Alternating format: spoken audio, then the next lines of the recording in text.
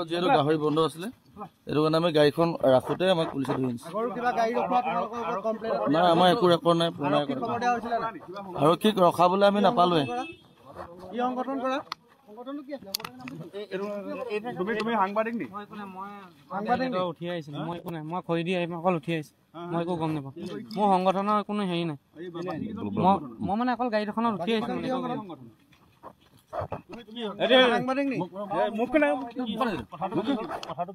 আচলতে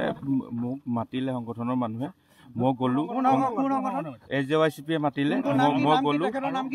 মই মোবাইলটো উলিয়াওঁতে আৰক্ষী গৈ পালে গাহৰি গাড়ী আছে বুলি কৈছিলে